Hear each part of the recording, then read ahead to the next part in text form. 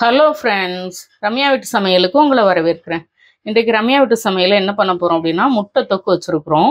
இந்த முட்டை தொக்குலேருந்து இன்னொரு ரெசிபி பண்ண போகிறேன்.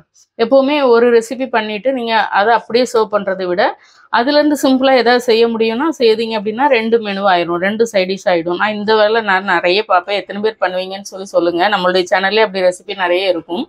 இன்றைக்கு நான் வெஜ் பிரியாணி பண்ணியிருக்கேன். அதுக்கு முட்டை மசாலா பண்ணியிருக்கேன். ரொம்ப எண்ணெய்லாம் சேர்க்காம அப்படியே சுருள வதங்காமல் மைல்டாக வதக்கி மைல்டாக எண்ணெய் சேர்த்து நான் முட்டை மசாலா பண்ணியிருக்கிறேன். இந்த முட்டை மசாலா, முட்டை தொக்கு, முட்டை கிரேவி எப்படி வேணால் சொல்லிக்கலாம். இந்த ரெசிபி நம்மளுடைய சேனலில் நிறைய வெரைட்டிஸ் இருக்குது.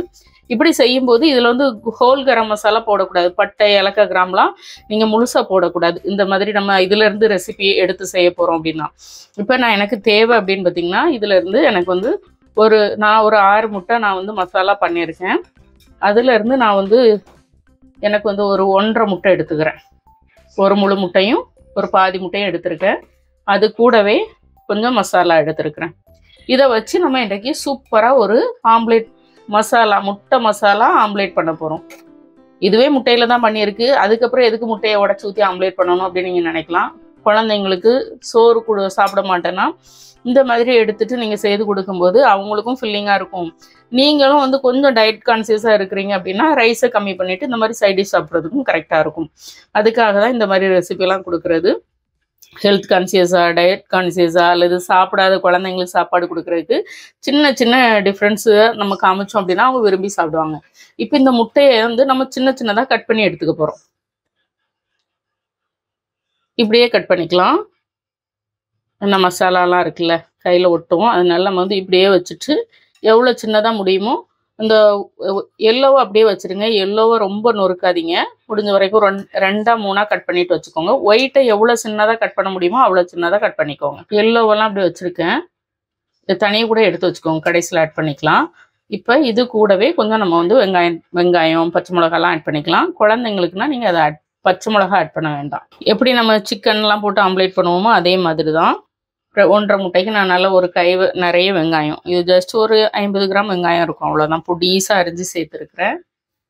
அதுக்கப்புறம் குழந்தைங்களுக்குனா பச்சை மிளகா அவாய்ட் பண்ணிக்கோங்க. நான் ஒரே ஒரு பச்சை மிளகா நறுக்கி சேர்த்துருக்கேன். ஏன்னா பெரியவங்களுக்குனா அந்த ஃப்ளேவர் பிடிக்கும். ஒரு கொத்து கருவேப்பிலை பொடிசாக அரிஞ்சு சேர்த்துருக்குறேன். இது கூடவே 2 முட்டையை உடச்சி சேர்த்துக்கோங்க. கரெக்டாக இருக்கும். இந்த 1.5 முட்டை அல்லது 2 முட்டை வேக வச்சது வெட்டி போட்டிங்கன்னா 2 முட்டை சேர்த்திங்கன்னா கரெக்டாக இருக்கும். இந்த முட்டைக்கு வெங்காயத்துக்கு தேவையான உப்பு, ஏற்கனவே முட்டை மசாலாவில் உப்பு இருக்கும். உப்பு சேர்க்கும்போது நீங்கள் எப்போவுமே கவனமாக பார்த்துட்டு சேர்த்துக்கோங்க. ஒரு 1/2 டீஸ்பூன் மிளகுத்தூள். இது எல்லாத்தையும் மெதுவாக பீட் பண்ணிக்கலாம்.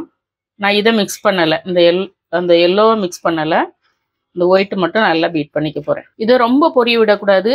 இந்த முட்டை கலக்கிலாம் போட்டு தருவாங்கல்ல, சிக்கன் கிரேவி, மட்டன் கிரேவிலாம் போட்டு, அந்த மாதிரி நீங்கள் போட்டு எடுத்திங்கன்னா சூப்பராக இருக்கும்.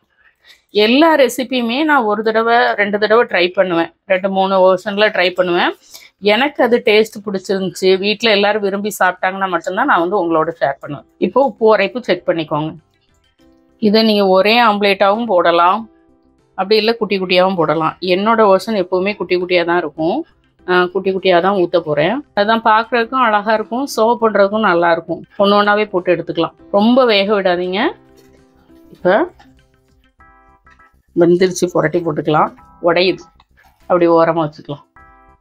இது வந்து நல்ல இந்த பிரெயின் ஆம்லேட்லாம் இருக்குல்ல, அது மாதிரி சாஃப்டாக டெண்டராக தான் இருக்கும். ஓகே, அதனால் கொஞ்சம் பார்த்து தான் செய்யணும். இதை ஓரமாக வச்சுட்டு நம்ம அடுத்தது ஊற்றிக்கலாம். எல்லோ நான் முழுசாகவே தான் வச்சுருக்கேன், உடைச்சே விடலை.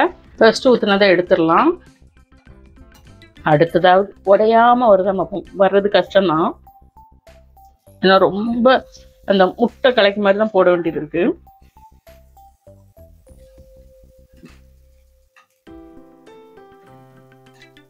டேஸ்ட் சூப்பராக இருக்கும். திரும்ப ஒரு தடவை லைட்டாக புரட்டி போட்டுட்டு நான் அப்படியே எடுத்துடுறேன். இதுலேயே கொஞ்சம் எண்ணெய் இருக்க போதும், எண்ணெய் ரொம்ப போட வேண்டாம்.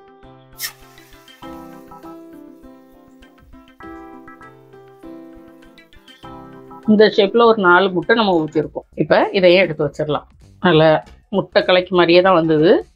இப்போ நமக்கு பாருங்களேன், ஒரு சைடிஷ் தான் பண்ணோம். அதுலேருந்து சும்மா வெறும் முட்டையை பொரிச்சு வச்சா இந்த முட்டைலாம் வந்து பார்த்திங்கன்னா லேட் ஆனால் கூட வந்து ட்ரை ஆகாது, அப்படியே சாஃப்டாகவே இருக்கும்.